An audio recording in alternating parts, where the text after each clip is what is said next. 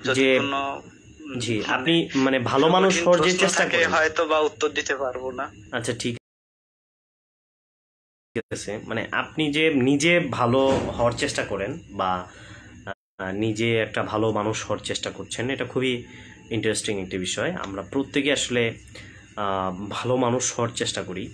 তো আপনার ভালো মানুষ হওয়ার যে পদ্ধতিগুলো বা আপনার যে কিভাবে আপনি একটা ভালো মন্দটাকে নির্ণয় করেন,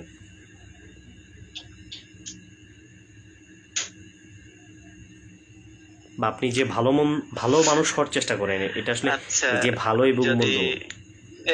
আচ্ছা হ্যাঁ, ভালো মানুষ হওয়ার চেষ্টা করি বলতে খুব স্বাভাবিকভাবে মানে আমাদের সবার বিবেচনা যেটা আসে, যেন আমার দ্বারা কেউ কষ্ট না পায়, যেন আমি কাউকে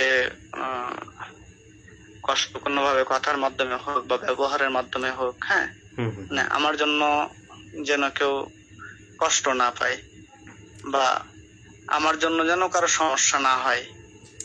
আচ্ছা আমি একটু একটা মানে হাসির একটা কথা বলি, কম বেশি স্বাভাবিক মানে খুবই সাধারণ ভাবে আর কি, আমি যেন কারোর ক্ষতির একটা হাসির কথা বলি, কিছু যদি না মনে করেন। ধরেন কোন একজন মহিলা বা কোন একজন পুরুষ উলঙ্গ অবস্থায় হাঁটতে চাইল এবং সে এভাবেই সমাজের ভিতরে চলার চেষ্টা করলো, হ্যাঁ, তো এটাতে কারো ক্ষতি হইতেছে না, হ্যাঁ। এখন দেখা যাচ্ছে যে এই জিনিসগুলোর মাধ্যমে আপনি কি এটাকে একটা ভালো নৈতিক চরিত্র হিসেবে মনে করবেন যে কোনো একজন মানুষ উলঙ্গ হয়ে ঘোরাফেরার চেষ্টা করছে এবং সেগুলোকে আপনি কি মানে অ্যালাউ করবেন? শোনেন ভাই, আমার এই কথাটা বলি, বলেন। যে আমি কিছুদিন আগে ছোট একটা লেখা দিয়েছিলাম, লেখাটা ছিল এরকম যে মুক্ত মনা মানে কিন্তু মানে শালীনতা এবং সভ্যতা এবং শালীনতার বিরুদ্ধাচরণ নয়, ঠিক আছে? এটা আমার ব্যক্তিগত, আমি এগুলো মানে অ্যাকসেপ্ট করি না আর কি। এখন আপনি কোন ভাবে ধরছেন কি করছেন, না না না না না সরি, আমি বলতেছি না না আমি বলতেছি কি এখানে পয়েন্টটা হচ্ছে আপনি কিন্তু নৈতিকতা এবং একজন ভালো মানুষ হওয়ার একটা সংজ্ঞা পেশ করেছেন এবং সংজ্ঞাটা খুবই চমৎকার, যে আমার কোনো কাজে অন্যের ক্ষতি হওয়া যাবে না। এখন যে মহিলাটা বা যে একজন পুরুষ উলঙ্গ অবস্থায় হাঁটতে চাইল, এই হাঁটাটাকে আপনার ডেফিনেশন, আপনার লজিক যেটা আপনি দাঁড় করাইছেন ভালো মানুষ হওয়ার, সেটা সাংঘর্ষিক না। এই জন্যই বলতেছিলাম যে আপনি কি এটাকে তাহলে আপনার সংজ্ঞার তো সাংঘর্ষিক হয়ে যাচ্ছে, তাহলে আপনি এটাকে কিভাবে দেখেন? এবং এতে কারো কোনো ক্ষতি হচ্ছে না।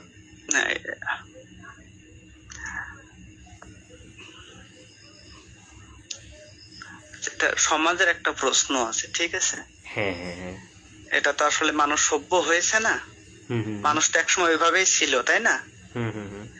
এখন তো মানুষ সভ্য, কাপড় এইগুলো ইয়ে হয়েছে মানে সমাজের প্রয়োজনে হোক বা মানুষের প্রয়োজনে হোক, এটা কিন্তু আসছে। ওটা তো উচ্ছৃঙ্খলতা হয়ে যায় না অনেকটা। এটা তো অনেক ধার্মিকরা দাবি করে, অনেক ধার্মিকরা দাবি করে যে পোশাকগুলো হচ্ছে আপনার ধর্ম থেকে আসছে। তাছাড়া মানুষ একসময় ধর্মের প্রয়োজন, এই পোশাকের প্রয়োজনীয়তা মনে করতো না।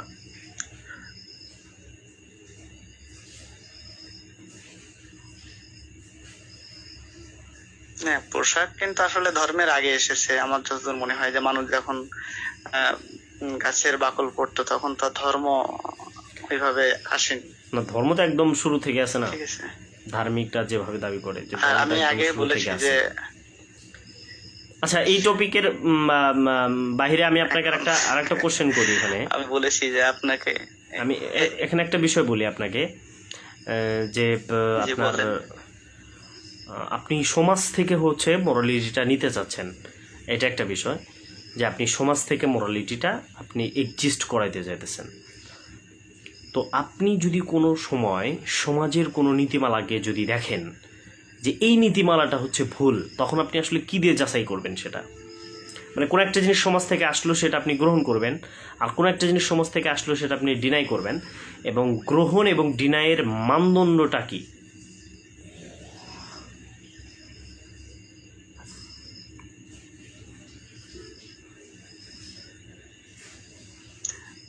এটা আছে নিজের নিজের তো একটা বিবেক আছে। সে আপনি ধরে নিতে পারেন যে এক সময় সতীদাহ প্রথা ছিল, তাই না? এটা তো সমাজে প্রচলিত ছিল না? এটা আপনি তো নিজের থেকেই আপনি হিসাব মানে বুঝতে পারছেন যে না, এই বিষয়টা ভুল। হ্যাঁ, তাহলে আমি ওটা মানে নিজের থেকে বুঝতে পারার যে বিষয়টা আপনি বলতেছেন যে আমি কিন্তু আপনাকে জিজ্ঞাসা করছি যে সমাজের কোন জিনিসকে আসলে পরিবর্তনশীল। আমি বলি, একটু শুনবেন, পয়েন্টটাকে একটু শুনবেন। যে ধরেন সমাজের কোনো নীতিমালা আছে, কোনো নীতিমালাকে আপনি ভালো এবং মন্দ এই দুটি কাতারে কিভাবে, মানে একটা যে কোনো একটা সমাজ ব্যবস্থা তো খারাপও থাকতে পারে, যে কোনো একটা সমাজ ব্যবস্থা অত্যন্ত চমৎকারও থাকতে পারে। তো কোনো একটা সমাজ ব্যবস্থাকে ভালো এবং মন্দ নির্ণয় করার ডেফিনেশনটা যদি আপনার হতেছে বিবেক হয়, এই বিবেক জিনিসটা কি? এটা কি কোনো মিরাক্কেল যে এটা বিশ্লেষণ করা যায় না, এরকম কিছু? বিবেক এটার বাই ডেফিনেশনটা কি বিবেকের? না, বিবেক মানে তো এটা কি মিরাক্কেল? বিবেকের ডেফিনেশন, এটা ডেফিনেশন না শোনেন, আমি বলি বিবেকের ডেফিনেশন বলতে যে জিনিসটা আপনার অন্তর থেকে বাধা দিচ্ছে যে এটা আপনার ভুল, মানে আপনি অন্তর থেকে সাড়া পাচ্ছেন যে এই জিনিসটা ভুল হচ্ছে বা এই জিনিসটা ভুল, এটা করা ভুল বা এটা এভাবে বলা ভুল। হ্যাঁ, এটা বিবেক বলতে আসলে তো এটাই বোঝায়। এটা তো বিবেককে যদি আপনি মানদণ্ড মানেন তাহলে আমরা অনেকগুলো প্রবলেমের মধ্যে পড়ি। আমি আপনাকে একটু বলি, আপনি যদি বিবেককে মানে মানদণ্ড মেনে নেন তাহলে আমরা অনেকগুলো প্রবলেমের মধ্যে পড়ি। এক নম্বর প্রবলেম হচ্ছে প্রচুর পরিমাণে মানুষের বিবেক আছে এবং প্রচুর মানুষের বিবেক একজন আরেকজনের বিবেককে খারাপ মনে করে। আমি আপনাকে জাস্ট উদাহরণ দিলে আপনি বুঝতে পারবেন। প্রফেসর লরেন্স ক্রাউস আপনি একটা বিখ্যাত ডিবেটের ভিতরে তিনি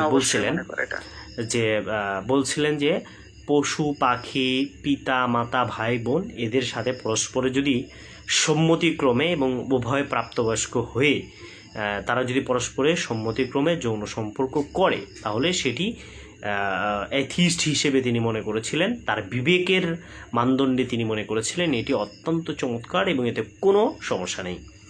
আপনি যদি ভিডিওটি দেখতে চান আমি আপনাকে ইনবক্সে পাঠিয়ে দিতে পারবো, বুঝতে পেরেছেন? তো এখানে স্পষ্টত তিনি বলেছিলেন যে এতে কোনো সমস্যা নেই এবং এটি অত্যন্ত চমৎকার যদি একে অপরে, একটু শোনেন আগে, যদি একে অপরে মা ছেলে পর্যন্ত হয়। এবং আপনি বাংলাদেশে অ্যাথিস্ট আছে একজন, আপনি যদি আসিফ মহিউদ্দিনকে হয়তো চেনেন, সে কিন্তু ডিরেক্টলি বলছে যে মা ছেলে এরা যদি উভয়জন পরস্পর সম্মতিক্রমে প্রাপ্তবয়স্ক তারা দুজনই ধরনের কাজ করে তাহলে তৃতীয় পক্ষের এখানে বাধা দেওয়ার কোনো কিছু নেই, তার মানে এটি অ্যালাও, বুঝতে পারছেন? এখন এটা কিন্তু তার বিবেক এবং তার মনস্তাত্ত্বিক মনস্যবোধ থেকেই তিনি এই কথাটি বলেছেন। এখন এর অ্যাগেনস্টে আপনাকে যদি জিজ্ঞাসা করে আপনি টোটাল এই জিনিসটাকে কিন্তু একদম ঘৃণার চোখে দেখবেন এবং এটি আপনি বিবেকের জায়গা থেকে এটাকে আপনি বৈধ অবৈধ মনে করবেন। তাহলে একই মানে একজন মানুষের বিবেকে একটা জিনিস বৈধ আর আরেকজন মানুষের বিবেকে সেটি চরম মাত্রায় ঘৃণিত। তাহলে এই যে বিবেককে যদি আমরা মেইন কনসেপ্ট ধরে আমরা যদি সেটাকে মানদণ্ড মানি তাহলে কি আদৌ আমাদের কোনো সঠিক কোনো মানদণ্ড হয়? পাওয়া যাবে না। কিন্তু মানে এই জায়গায় আপনি যেটা বললেন এটার একটা কথা হচ্ছে যে আসলে সমাজ কিন্তু পরিবর্তনশীল, মানে মানুষের চিন্তাধারা পরিবর্তনশীল, ঠিক আছে? হয়তো উনি এখন বলছেন ওটা ওনার একটা, কিন্তু ওটা তো ওনার বিবেকের মানদণ্ডে বলছেন, ওনার একটা ধারণা হতে পারে এটা। না আপনি তো দাঁড়ান আপনি কিন্তু বলছেন বিবেক থেকে। হ্যাঁ বলছেন, সে তো এটা বিবেক থেকে বলছে, তাই না? তাহলে আমরা যদি বিবেককে মানদণ্ড মানি, ভালো মন্দের মানদণ্ড মানি, আমার ব্যক্তিগত বিবেক থেকে আমি সেটাই বলতেছি। ধরেন একজন চুরি করে বলল যে এটা হাইপোথেসিস, একেবারে ধরেন একজন চুরি করে বলল এটা আমার বিবেক বলছে, সাপোজ আমি উদাহরণ দিলাম, কিন্তু এটা এক্সট্রিম হাইপোথেসিস উদাহরণ। তো ধরেন একজন চোর চুরি করার পরে বলতেছে হ্যাঁ এটা হচ্ছে আমার বিবেক এবং এটা আমার বিবেক থেকে বলতেছে এটা করছি আমি। হ্যাঁ, তাহলে তো আপনি এটাকে কিভাবে হচ্ছে মানে খারাপ হিসেবে উপস্থাপন করতেছেন, যেহেতু আপনার মানদণ্ডটাই বিবেক। আপনি কি আমার কথা বুঝতে পেরেছেন? তার মানে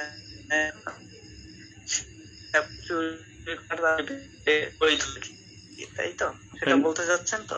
আপনার নেটওয়ার্কে প্রবলেম। তার মতে চোরের মতে চুরি করাটা মানে এর থেকে আর ভালো নেটওয়ার্ক পাওয়া যাবে না এখানে।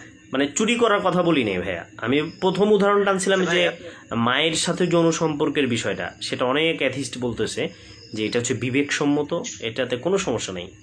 আবার অনেক অ্যাথিস্ট বলতেছে না এটা খুব ঘৃণিত। তাহলে উভয়টাই তো বিবেক থেকে বলতেছে।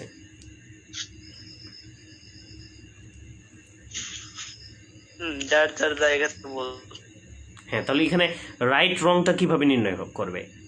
আপনি এখন যদি সবারটাকেই একই চেটিয়া ধরেন, আপনারটাও সঠিক তারটাও সঠিক, এভাবে যদি ঘোষণা দেন, তাহলে চোর চুরি করে বলবে আমারটাও সঠিক।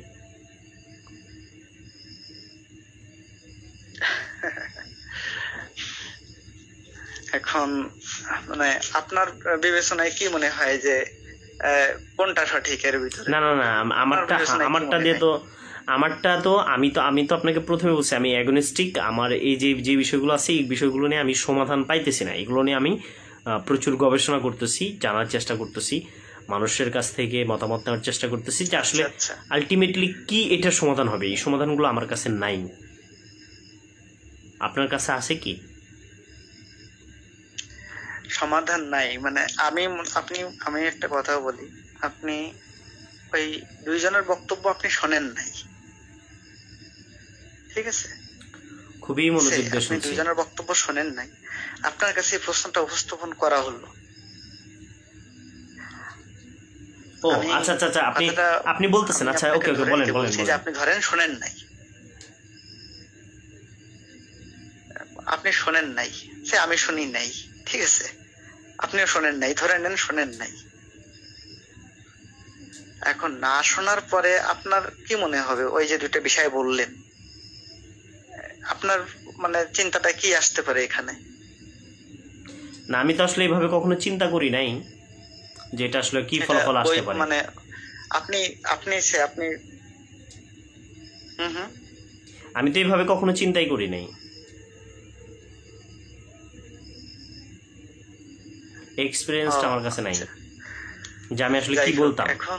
যেহেতু আমাদের সমাজে, আমি বলি একটু এই পয়েন্টটাকে একটু ক্লিয়ার করে দেই আপনি, যে ধরেন আমি একটা সমাজে বসবাস করি, আমি কিন্তু সমাজ দ্বারা প্রভাবিত।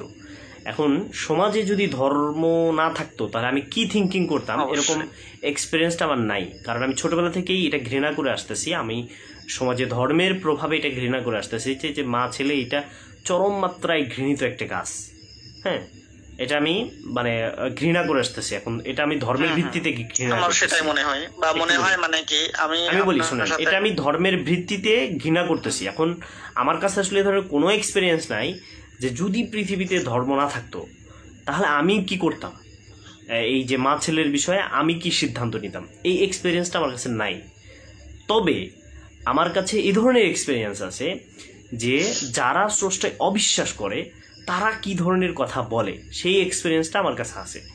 সেটা হচ্ছে কি প্রফেসর লরেন্স ক্রাউস এবং আসিফ মহিউদ্দিনের কথাতে আমার কাছে কথা বলি, একটু শেষ করতে দেন। প্রফেসর লরেন্স ক্রাউস এবং আসিফ মহিউদ্দিনের তথ্যের ভিত্তিতে আমার কাছে এই এক্সপিরিয়েন্সটা আছে। যারা স্রষ্টা বিলিভ করে না এবং ধর্ম অবিশ্বাস করে তারা এটাকে অ্যালাউ মনে করে, মায়ের সাথে যৌন সম্পর্ক করাটাকে তারা অ্যালাউ মনে করে। কিন্তু ধর্ম যদি না থাকতো এবং স্রষ্টা যদি না থাকতো এবং আমি যদি এই পৃথিবীতে জন্মগ্রহণ করতাম তখন, এবং আমার ধর্মের প্রভাব যদি আমার ভিতরে না থাকতো, তাহলে আমি কি করতাম, আমি কি সিদ্ধান্ত নিতাম, এই ধরনের কোনো এক্সপিরিয়েন্স আমার কাছে নাই। বুঝতে পারছেন কি আমার কথাটা? হ্যাঁ, আমি বুঝতে পেরেছি। এখন একজন নাস্তিক, আমি বাংলাতেই বলি, একজন নাস্তিক যে সিদ্ধান্ত দিবে তাবৎ যে সেই সিদ্ধান্ত মেনে নিবে এরকম কিন্তু আমার মনে হয় না। আমি কারোর কথা ওইভাবে মানে ওদের বিশ্লেষণ শুনে আমি যে সেই মতে চলবো এটা আমার কাছে তেমন না, ঠিক আছে? না, এই জন্যই তো বলতেছি তাহলে আসলে রিয়ালিটিতে মোরালিটিটা কিভাবে হবে, এটাই হচ্ছে আমার প্রশ্ন। যে মানে রিয়ালিটিতে মোরালিটিটা তাহলে কিভাবে হবে? ধরেন পৃথিবীর সমস্ত মানুষ অ্যাথিস্ট হয়ে গেল এবং তাদেরকে একটা রাষ্ট্র পরিচালনা করার দায়িত্ব দেওয়া হলো, তারা আসলে কিসের ভিত্তিতে একটা সুন্দর সমাজ ব্যবস্থা গঠন করবে।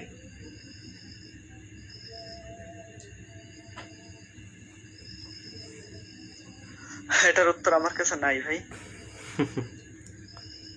আমি আগে আপনাকে বলেছি আমার জ্ঞান খুবই সীমাবদ্ধ এবং আমার এই বিষয়ে পড়াশোনা একদমই নাই।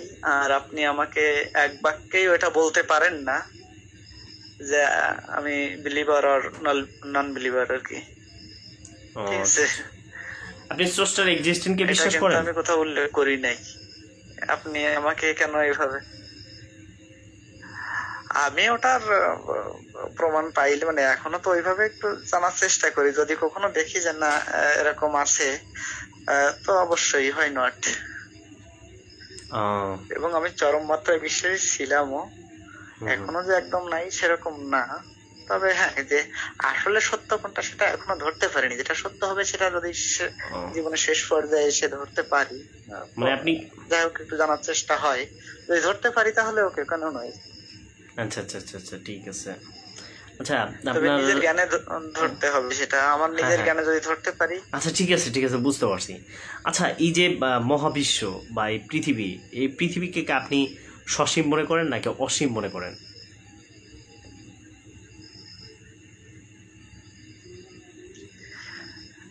এটা তো অসীমই হয়। অসীম হয়? সসীম হবে কি করে? মানে আপনি অসীমের পক্ষে কোনো রেফারেন্স আছে আপনার কাছে? অসীম, হ্যাঁ, অসীমের পক্ষে কি কোনো রেফারেন্স আছে আপনার কাছে? রেফারেন্স বলতে মানে আমরা যতদূর জানছি যে মহাবিশ্ব তো সতত বর্ধমান, তাই না? বর্ধমান তো পৃথিবী সম্পর্কে কি টোটাল যাবতীয়, আমরা যদি বিগ ব্যাং থিওরিতে যাই তাহলে আমরা জানি, একটু বলি, আমরা যদি বিগ ব্যাং থিওরিতে যাই সেখানে বলা হচ্ছে যে শূন্য থেকে একটা কেন্দ্রবিন্দু ছিল, নিউক্লিয়াস ছিল, নিউক্লিয়াস থেকে আস্তে আস্তে মহাবিশ্বটা সম্প্রসারিত হচ্ছে। এখন যে জিনিস মানে অসীম হয় সেই জিনিস কি সম্প্রসারিত হয়?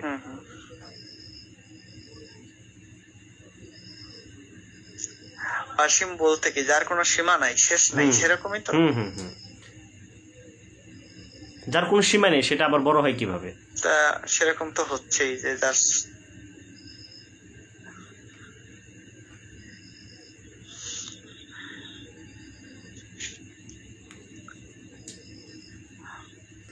যার কোনো সীমাই নাই সেটা বড় হয় কি বলছেন? সরি ভাই, আমি এটা তো প্রসারমান। এখন এই বিষয়ে ভাই প্রশ্ন করেন না, আমার জ্ঞান খুবই সীমিত। না, আমি আপনাকে কিন্তু ছোট করার জন্য না, সরি, আমি ভাবি না। আপনি যদি কখনো মনে করেন আপনি যদি মনে করেন আপনাকে ঠেকানোর জন্য, আটকানোর জন্য, আমি একটা জিনিস কিন্তু নাই জানতে পারি, তাই না? আমি একটা জিনিস নাই জানতে পারি, আপনিও একটা জিনিস নাই জানতে পারেন, এটা ইটস ওকে। আমরা আলোচনা করতেছি, শিখতেছি, বুঝতেছি, এটাই। মানে আপনি যে যত কিছু বলছেন যে হ্যাঁ হ্যাঁ হ্যাঁ, কিন্তু ওই বিষয় নিয়ে তো একটু বসা দরকার, পড়াশোনা করা দরকার। পড়াশোনা না থাকলে তো এই বিষয়গুলো আসলে জানা সম্ভব হয় না। হ্যাঁ, আপনি পড়াশোনা করবেন, জিনিসের বিপরীতে একটা প্রশ্ন ছুড়ে দিতে হয়, আবার সেই প্রশ্নের উত্তর খুঁজতে হয়। তাহলে আপনি এই বিষয়গুলো নিয়ে একটু দেখবেন যে এই যে আপনার এই যে বিষয়গুলো সময় চাই কর্মজীবনের। এই যে একটা জিনিস দেখবেন যে এই যে বিগ ব্যাং থিওরির কথা বলতেছে সেটা আস্তে আস্তে সম্প্রসারিত হইতেছে, বড় হইতেছে। তার মানে এটার একটা যেরকম ধরেন, আমি আপনাকে জাস্ট একটা উদাহরণ দিলে আপনি এই বিষয়টা ক্লিয়ার হইতে পারবেন। একটা আপনি আপেল অথবা আপনি একটা কমলা হাতে নিলেন, নেওয়ার পরে এটা খুব সুন্দর করে কাটলেন, কাটতে কাটতে কাটতে কাটতে এর একটা শেষ সীমানা আপনি পাবেন না? হ্যাঁ, পাওয়া তো উচিত। কেন পাওয়া উচিত? মানে পাইবেন নিশ্চিত, সুনিশ্চিত কিনা, নাকি এটা নিয়েও আপনার কনফিউশন আছে যে না এর সীমানা আমি? সেটাই আর কি, পাওয়া উচিত। না না, একটা আপনি একটা সিগারেট টানছেন, টানতে টানতে তো সেটা একটা সময় শেষ হবেই, সুনিশ্চিত। আচ্ছা, আপনি ছোটবেলাতে আপনি যখন এই যে গাছে যখন কমলা ধরে দেখবেন এটা আস্তে আস্তে বড় হয় কিনা? হ্যাঁ, তার মানে এটার একটা শেষ সীমানা আছে এবং এটা আস্তে আস্তে বড় হয়, এটা অসীম না। তো আমরা যদি মহাবিশ্বকে ঠিক একই রূপে ধরি তাহলে তত্ত্বগতভাবে ধরতে গেলে একটা সময় এটা হয়ে যাবে।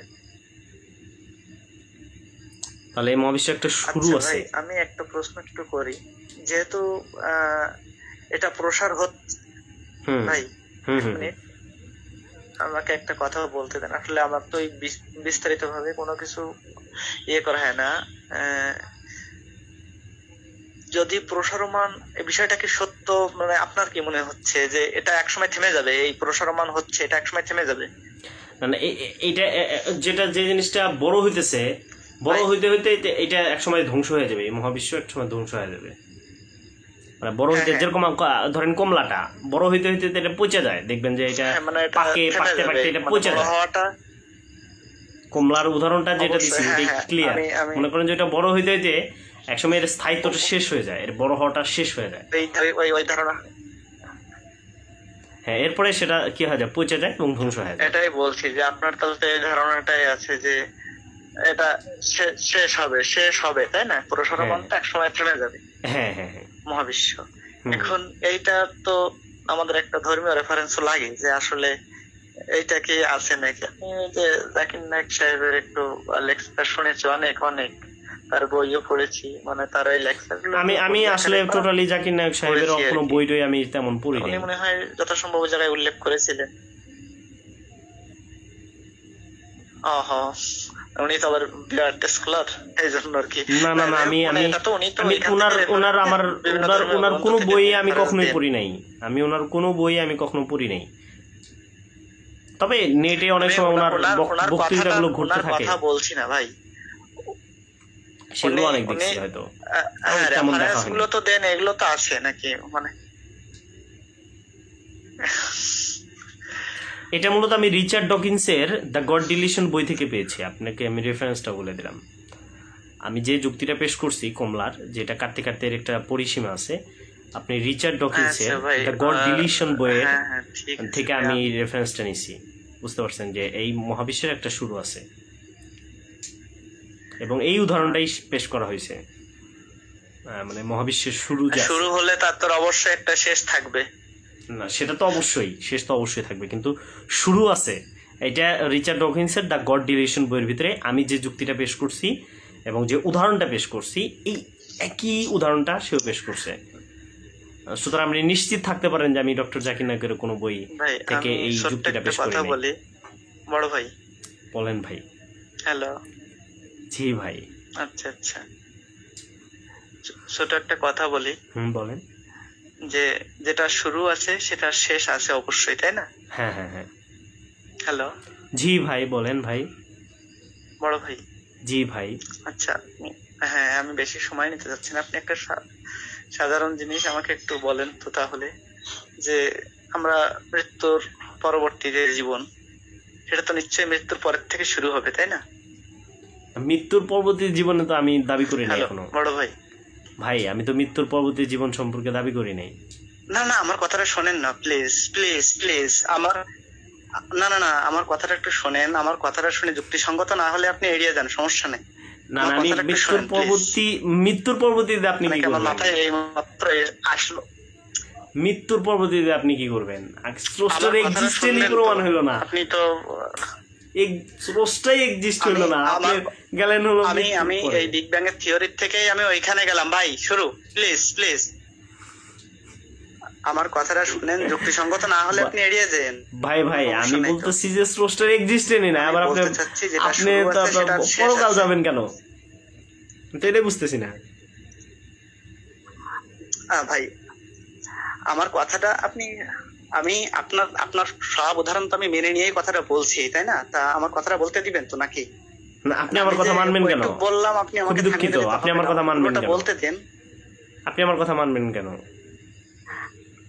আমি কি আপনাকে একটা কথা বলছি যে আপনি আমার কথা মেনে নেন? তর্কের খাতিরে মানছি। না না, আমি কি আপনাকে একবার বলছি যে আমার কথা আপনি মেনে নেন? আমি কখনো কোনো মানুষকে বলি না যে আপনি আমার কথা মানেন বা আপনি আমার কথা মেনে নেন। এই কথাগুলো আমি কখনোই বলি না। আচ্ছা, তাহলে কি আপনার কথাটা মানবো না? যে আমার কথাটা বলতে দেন। এটা সম্পূর্ণ আপনার ইচ্ছা। ভাই আমার কথাটা শোনেন, তারপরে বলেন। আপনি যে কথা অনেক আগে পরে হইতেছে তো দেখা যাইতেছে, আপনি এক সময় বলছেন, আমি আর এক সময় উত্তরটা দিতেছি। আমার কথাটা বলতে দিলে আপনি তো বিভিন্ন যুক্তি দেখাইলেন। আমার কথাটা শোনেন, তারপরে না কথা বলেন। আমার কথা তো বলতেই দিচ্ছেন না। এটার সমস্যাটা হচ্ছে যে আপনি এক সময় বলতেছেন, আমি আর এক সময় বলতেছি। হ্যালো, মানে এটা নেটওয়ার্কের প্রবলেমের কারণে এরকম হইতেছে। হ্যাঁ হ্যাঁ, মানে আমার কথাটা শেষ করতে দেন, তারপরে আপনি এড়িয়ে যান, ঠিক আছে? না, আপনি যেমন বললেন যার শুরু আছে তার শেষ আছে, তাই না? বলেন বলেন। এবং এটা 100% ঠিক, আমি এটাই মনে করি। যেটা একটা কমলা বড় হয়ে হয়ে একসময় পচে যাবে, তাই না? তার শেষ হবে, জীবনকাল শেষ হবে, তাই না? তারপরে এখন আমি একটু মানে আধ্যাত্মিক ভাবে যদি ধরি, যে মৃত্যুর পরে কেউ ভেস্তে যাবে, মানে স্বর্গে যাবে, কেউ নরকে যাবে, তাই না? প্লিজ ভাই, আচ্ছা বলেন না, আপনি তো, আমি তো শুনতেছি আপনার কথা। সেটা শুরু আছে, মৃত্যুর পরেই তার শুরু, শেষ কোথায়? হ্যাঁ হ্যাঁ, মৃত্যুর পরে শুরু, শেষ কোথায় বলেন ভাই? ভাই মৃত্যুর পরে জীবন অনন্তকাল তো চলতে থাকবে না, নিশ্চয় তো শেষ আছে। আপনি কি মৃত্যুর পরে জীবনকে বিশ্বাস করেন? ভাই মানে সাধারণ আল্লাহ বিশ্বাস করলেন না, বিষয় কিন্তু খুব, আপনি স্রষ্টাই বিশ্বাস করলেন না, ভগবানই বিশ্বাস করলেন না, শ্রীকৃষ্ণকেই বিশ্বাস করলেন না ভাই। তাহলে আপনি কেমনে এই উদাহরণে চলে গেলেন? ভাই ভাই হিন্দু ধর্মে এই সম্পর্কে কি বলে? এখন আপনি তো বিশ্বাস করেন, আমি না বললাম আপনাকে অ্যাগনস্টিক। ওরা তো বলে যে এটা অনন্তকাল চলবে। ভাই আমি বললাম না যে আমি অ্যাগনস্টিক, কোনো শেষ নাই ভাই। আমি বলছি না আপনাকে প্রথম থেকে যে আমি অ্যাগনস্টিক, বলছি কিনা আপনাকে?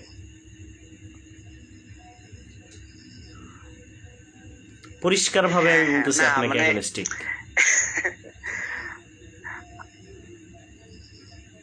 আচ্ছা, আপনি এই মহাবিশ্বর যদি শুরু থাকে, আপনি কেন মনে করেন না যে এই মহাবিশ্ব কোনো শুরু করেনেওয়ালা আছে? এটা কেন মনে করেন না আপনি?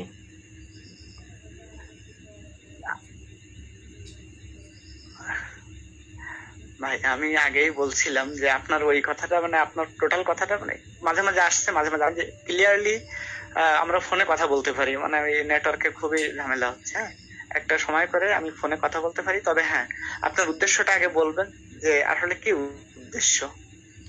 আমার উদ্দেশ্য হচ্ছে জ্ঞান চর্চা। যদি কোনো কিছু বিষয়ে আপনি প্রশ্নের উত্তর খুঁজে পাচ্ছেন, জ্ঞান চর্চা। কিন্তু ভাই মানে সহজ কথা, আমি হচ্ছে আগে হ্যাঁ হ্যাঁ ভাই প্লিজ, আমি অনেক পড়াশোনা করতাম, এক সময় পড়াশোনার ভিতরে ছিলাম, প্রচুর পড়েছি।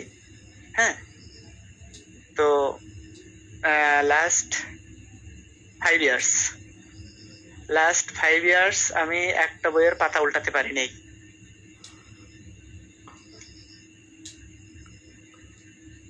বুঝছেন? আসলে যখন মানুষ জ্ঞানের মুসিবত হচ্ছে ভুলে যাওয়া, মানে একজন বিখ্যাত দার্শনিক একটা কথা বলেছেন, জ্ঞানের মুসিবত হচ্ছে ভুলে যাওয়া।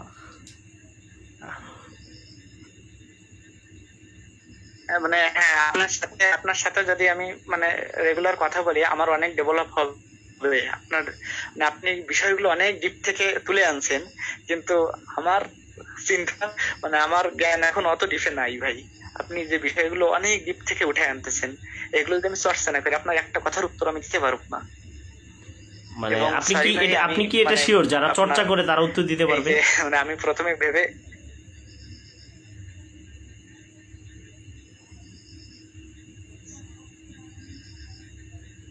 কথাটা আসেনি ভাই। মানে আমি বলতেছি আপনি জ্ঞান চর্চা করেন না, এই জন্য উত্তর দিতে পারতেছেন না। কিন্তু আপনি কি এটা শিওর কিনা যে যারা জ্ঞান চর্চা করে তারা এই প্রশ্নের উত্তরগুলো দিতে পারবে? এটা কি আপনি মনে করেন? এটা এক একজনের কাছে মানে উত্তরটা মানে আলাদা আলাদা হবে, আপেক্ষিক ভাবে হবে, এক একজনের কাছে এক এক রকম হবে, সবাই একই রকম উত্তর দিবে না।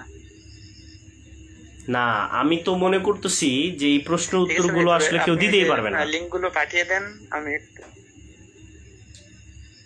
আমি তো মনে করতেছি যে এই প্রশ্ন উত্তরগুলো ভাই কেউ দিতে পারবে না। হ্যাঁ, উত্তর দিতে পারবে, কিন্তু আপনি যখন পাল্টা প্রশ্ন করবেন তখন সে ধরা খেয়ে যাবে।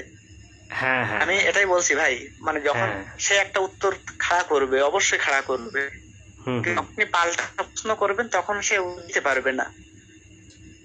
মানে আমি আপনাকে কেন বললাম যে জাস্ট আমি একজন আপনাকে বিলিভার হিসেবে ধরে নিলাম, ধরে নিয়ে যদি ওই যে আপনি বললেন যে শুরু আছে শেষ আছে, হ্যাঁ, যদি একজন বিলিভার বলে, আমি সেই কারণে এই প্রশ্নটা পরবর্তী ছুড়লাম, বিলিভাররা তো অবশ্যই বিশ্বাস করবে, তাহলে যখন বিশ্বাস করবে তখন এই পাল্টা প্রশ্ন ছুড়ে দিলে কিন্তু সে থেমে যাবে, বাধ্য থেমে যেতে, তাই না?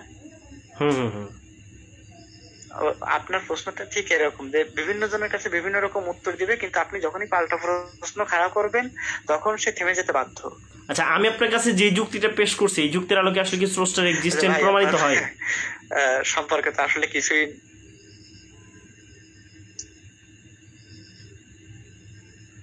সরি ভাই, কথাটা এমন খারাপ আসছে।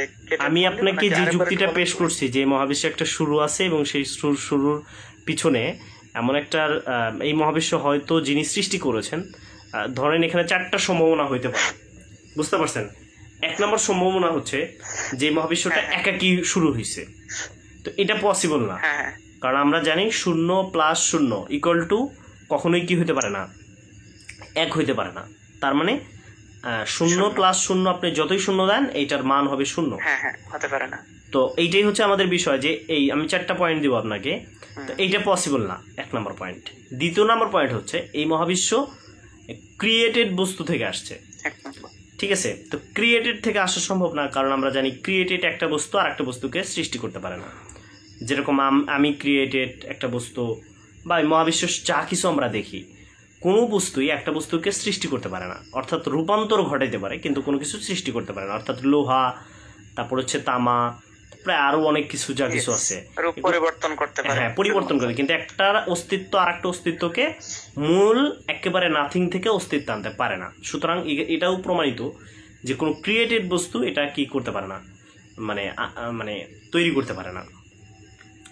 3 নম্বর বিষয় হচ্ছে যে এই মহাবিশ্বটা এমন এক সত্তা থেকে আসছে যেই সত্তা মূলত হচ্ছে আনক্রিয়েটেড এবং যেটাকে বলা হয় হচ্ছে কি অসীম, যার কোনো শুরু থাকা যাবে না। যেহেতু শুরু যার আছে সে একটা জিনিস আর একটা জিনিসকে সৃষ্টি করতে পারে না, যেহেতু এটা রিয়ালিটি বাস্তবে বিদ্যমান, সেহেতু এই বস্তুর যিনি অস্তিত্ব আনছেন তার কি থাকা যাবে না, শুরু থাকা যাবে না। যদি তার শুরু থাকে তাহলে সে সৃষ্টি করতে পারবে না।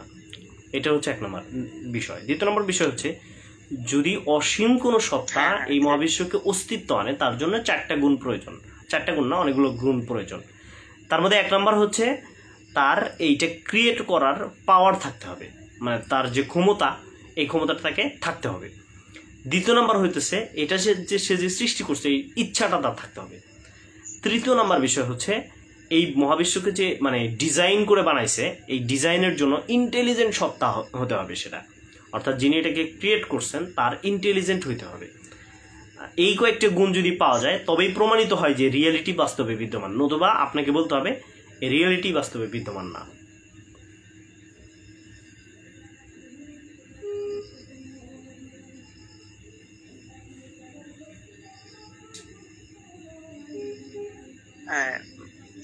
বড় ভাই কিছু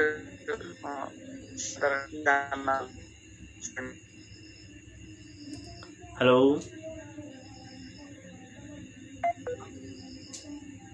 আপনার নেটওয়ার্কে প্রচুর সমস্যা। মানে ভাই মানে বলতে চাচ্ছিলাম যে সমস্যার কারণেই তো কথা হচ্ছে না ভাই। আচ্ছা, তাহলে আপনার সাথে অন্য সময় কথা বলা যায়? আসলে কিছু সময় এটা চিন্তা করলে খুব, হ্যাঁ কিছু সময় চিন্তা করলে, দিনের বেলায় তো হবেই না, সারাদিন তো ব্যস্ত থাকি, কিছু সময় এটা চিন্তা করলে কি বললেন? আচ্ছা ঠিক আছে, আপনার এই এটা তো থাকলো, সরি আপনি না বললেন যে কিছু সময় এগুলো নিয়ে চিন্তা করলে,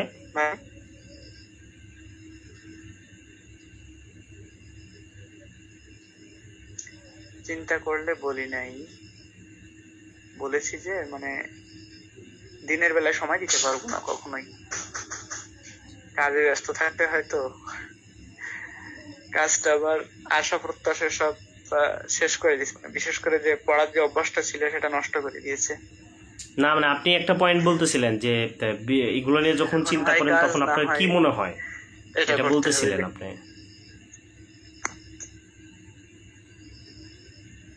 ও সরি,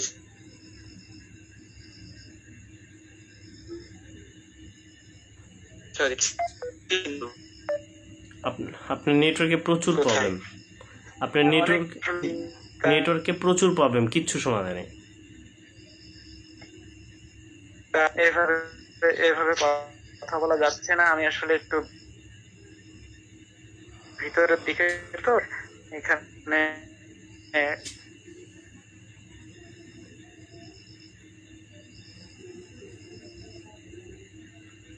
আচ্ছা ঠিক আছে, তাহলে ভালো থাকেন।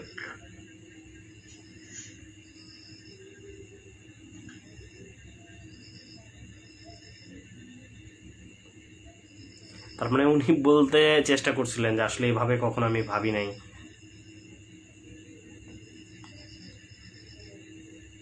এটা আসলে প্রত্যেকটা নাস্তিকের ক্ষেত্রেই একই সিস্টেম হয়, যে আসলে তারা না পড়াশোনা করে, না জেনে শুনে আসলে অ্যাথিস্ট হয়েছে, যেটা আমাদের জন্য খুবই খুবই দুঃখজনক। এটা কখনোই কাম্য নয়। আমরা এটা আশা করি না একজন মানুষ এরকম একটা বড় সিদ্ধান্ত নেবে, কিন্তু সে কোনো নলেজ না রেখে, তার কোনো পড়াশোনা নাই, সে আসলে মেইনলি কোনো গবেষণা নাই তার কাছে। এটা একদম ইলজিক্যাল একটা বিষয়। এরকম আসলে আমরা কখনো কামনা করি না। আমরা চাই যে পৃথিবীর প্রতিটি মানুষ জ্ঞানী হোক, জ্ঞান দিয়ে চিন্তা করুক, তার সঠিক চিন্তা হোক, সেই কামনা করি। তো সকলে ভালো থাকবেন, সকলে সুস্থ থাকবেন, সকলে সুস্বাস্থ্য কামনা করে বিদায় নিচ্ছি। ওয়া আখিরু দাওয়ানা আলহামদুলিল্লাহি রাব্বিল আলামিন। আসসালামু আলাইকুম ওয়া রাহমাতুল্লাহি ওয়া বারাকাতুহু।